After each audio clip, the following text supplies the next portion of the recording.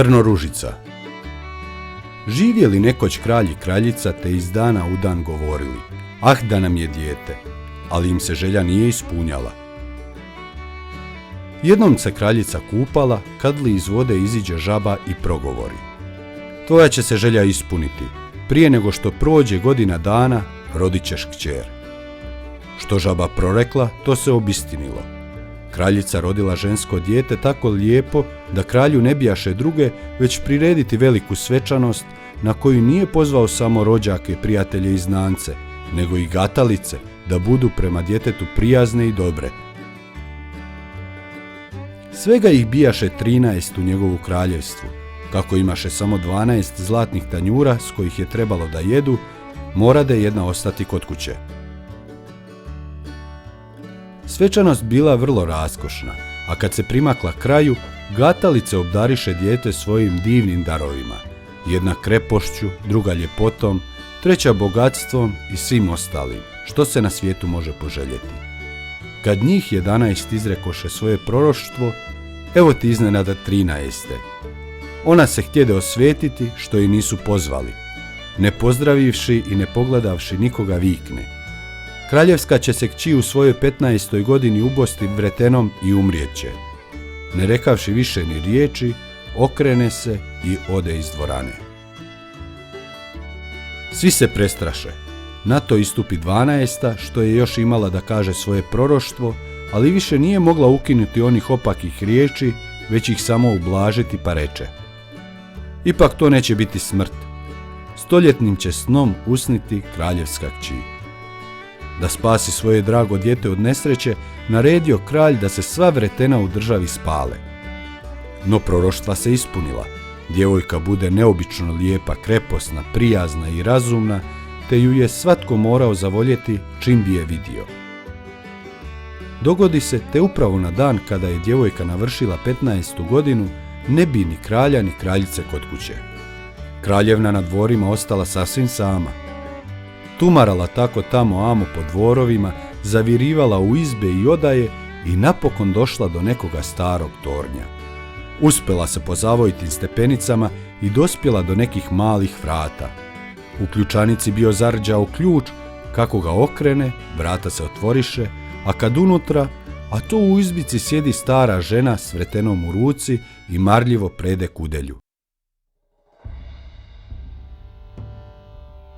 Dobar dan, stara majčice, pozdravi je kraljevska kći.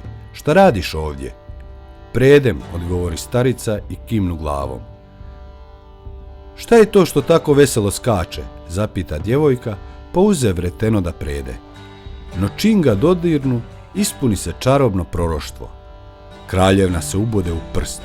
U tili čas pade u postelju koja tu stajaše i zaspe dubokim snom.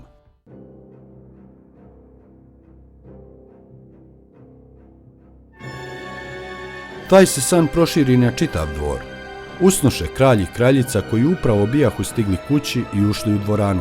Usnuše i svi dvorjanici, zaspaše i konji u štali, psi u dvorištu, golubovi na krovu, muhe na zidu i vatra što plamsaše na ognjištu utinja i zaspa. Pečenka prestade cvrčati, usnu i kuhar, pustio momka kojeg je zbog nemara htio za kosu ščepati. I vjetar utihnu, te na drveću pred dvorovima ni listić više ne zatitra. Oko dvora porasla trnova živica, pa se iz godine u godinu sve više dizala i napokon opkolila čitave dvore i uzrasla preko njih, te se ništa više nije vidjelo, ni sama zastava na krovu. Po čitavoj zemlji kolala priča kako tamo spava lijepa ružica, tako je nazivahu. Od vremena do vremena dolazili kraljevići i htjeli kroz živicu u dvore prodrijeti, ali nisu uspijevali. Kao da imaše ruke, trnje se čvrsto držalo. Mladići bi za nj zapinjali, ne mogli se više otkinuti i jadnici ginuli. Nakon mnogo godina opet dođe neki kraljević u onu zemlju i ču gdje neki starac pripovjeda o trnovoj živici iza koje stoje dvori. U njima već 100 godina spava kraljevska kći po imenu Ružica, a s njome kralj i kraljica i sve što bijaše živo na dvorima.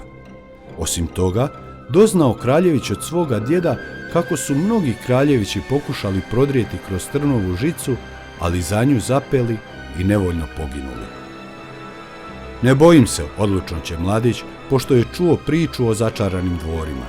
Idem tamo da vidim lijepu ružicu. Premda ga je dobri starina odvraćao, kraljević ga ne htjede poslušati. Međutim, 100 godina već prošlo, pa došao i dan kad se ružica imala probuditi.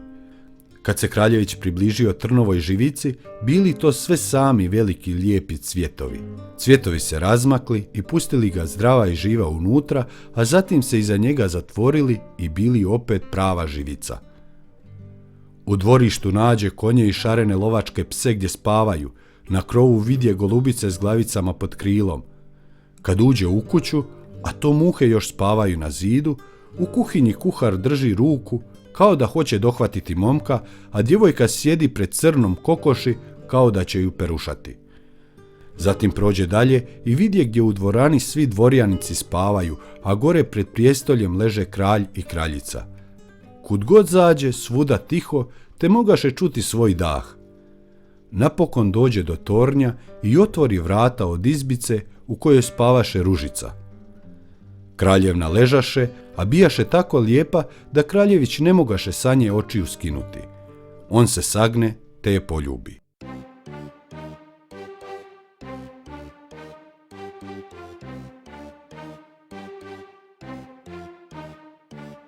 U taj čas ružica otvori oči, razbudi se i prijazno ga pogleda. Zatim siđu s tornja, a tad se probude kralj i kraljica i svi dvorjanici. Gledahu jedno drugoga, ne razabirujući se od čuđenja. Probudili se i konji u staji, te se stali otresati. I lovački psi skakali i mahali repovima.